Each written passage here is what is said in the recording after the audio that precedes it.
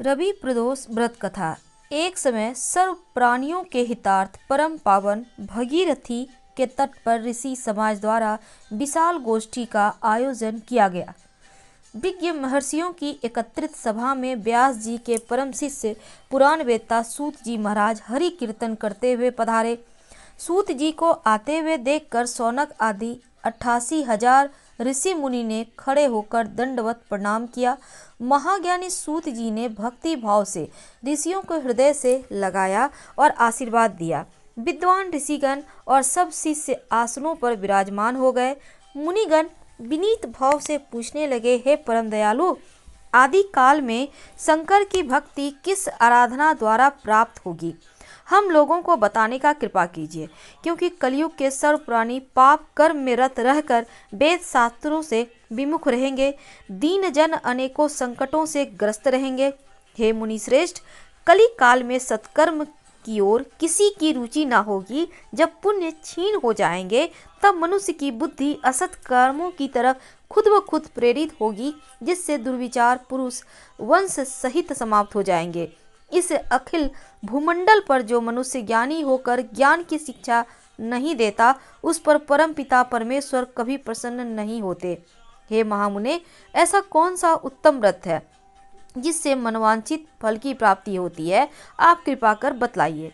ऐसा सुनकर दयालु हृदय श्री सूत जी कहने लगे, हे मुनियों तथा शौनक जी, आप धन्यवाद के पात्र हैं। आपके विचार सराहनीय एवं प्रशंसनीय है। आप वैष्णव अग्रगण्य हैं, क्योंकि आपके हृदय में सदा परहित की भावना रहती है। इसीलिए हे शौनकादि ऋषियों, सुनो, मैं उस व्रत को तुमसे कहता हूँ जिसके करने से सब पाप नष्ट हो जाते हैं। धन वृद्धि कारक, दुख विनाशक, सुख प्राप्त करने वाला, संतान देने वाला, मनोवांछित फल प्राप्ति करवाने वाला यह व्रत तुमको सुनाता हूँ, जो किसी समय भगवान शंकर ने माता सती को सुनाया था। और उनसे प्राप्त यह परम श्रेष्ठ उपदेश मेरे परम पूज्य गुरु वेद व्यास जी ने मुझे सुनाया था, जिसे आपको समय पाकर शुभ बेला में मैं सुनाता हूँ। बोलो उमापति शंकर भगवान की जय। सूत जी कहने लगे कि आयु वृद्धि स्वास्थ्य लाभ हेतु त्रयोदशी का व्रत करें। इसकी विधि इस प्रकार है। प्रातः स्नान करके निराहार रहकर शिव जी का ध्यान करें। शिव मंदिर में जाकर शिव जी की पूजा करें। पूजा के पश्चात अर्ध पुंड त्रिकुंड का तिलक करें। बेलपत्र चढ़ाएं, धूप दीप अक्षत से पूजा करें, ऋतु फल चढ़ाएं, ओम नमः शिवाय का खूब जप करें और ब्राह्मणों को भोजन कराकर सामर्थ्य के अनुसार दक्षिणा दें। इसके बाद मौन व्रत धारण करें। व्रती को सत्य वचन बोलना आवश्यक है। ओम रिंग क्लिंग नमः शिवाय स्वाहा मंत्र से आहुति दें, अभिष्ट फल की प्राप्ति होती है। अगर आप व्रत रखते हैं तो पृथ्वी पर शयन करना चाहिए। दिन में एक बार ही भोजन करें, इससे सब कार्य सिद्ध होते हैं। सर्व सुख धन आरोग्य देने वाला, सब मनोरथों को पूर्ण करने वाला यह व्रत है। शौनकादि ऋषि बोले, हे पूज्यवर महामते, आपने यह व्रत परम गोपनीय मंगलपद कष्ट निवारक बतलाया है। कृपया यह बताने का कष्ट करें, यह व्रत सबसे पहले किसने किया और उसे क्या फल प्राप्त हुआ? श्री सूत जी बोले, हे विचारवान ज्ञानियों, आप शिव के परम भक्त हैं। आपकी भक्ति को देखकर मैं व्रती मनुष्यों की कथा कहता हूँ, ध्यान से सुनो। एक गांव में अति दीन ब्राह्मण निवास करता था। उसकी साध्वी स्त्री प्रदोष व्रत किया करती थी।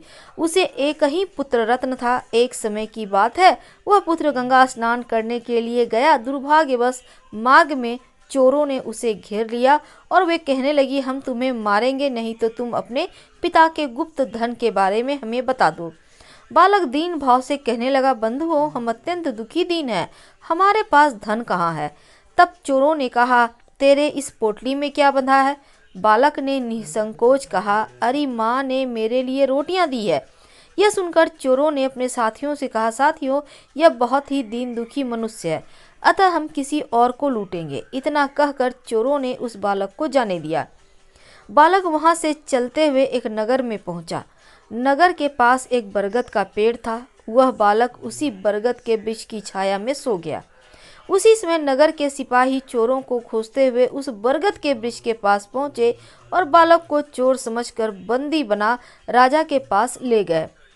राजा ने उसे कारावास में बंद करने का आदेश दिया। ब्राह्मणी का लड़का जब घर नहीं लौटा तब उसे अपने पुत्र की बड़ी चिंता हुई।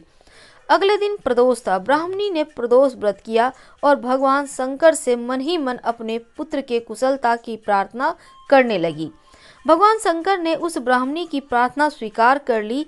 उसी रात भगवान शिव ने उस राजा को स्वप्न में आदेश दिया, वह बालक चोर नहीं है, उसे प्रातःकाल छोड़ दे, नहीं तो उसका सारा राज्य वैभव नष्ट हो जाएगा। प्रातःकाल राजा ने शिवजी की आज्ञा अनुसार उस बालक को कारावास से मुक्त कर दिया। बालक ने अपनी सारी कहानी राजा को सुनाई। राजा सारा वृतांत सुन लेते हैं, तब अपने सिपाहियों को उस बालक के घर भिजवा देते हैं। उसके माता पिता को राज दरबार में बुलाया और उसके माता पिता बहुत ही भयभीत थे। राजा ने उन्हें भयभीत देखकर कहा, आप भयभीत मत होइए, आपका बालक निर्दोष है। राजा ने ब्राह्मण को 5 गांव दान में दिए, जिससे वे सुखपूर्वक अपना जीवन व्यतीत कर सकें। भगवान शिव की कृपा से ब्राह्मण परिवार आनंद से रहने लगे। जो भी इस प्रदोष व्रत को करता है वह सुखपूर्वक अपना जीवन व्यतीत करता है। बोलो उमापति श्री शंकर भगवान की जय। हर हर महादेव।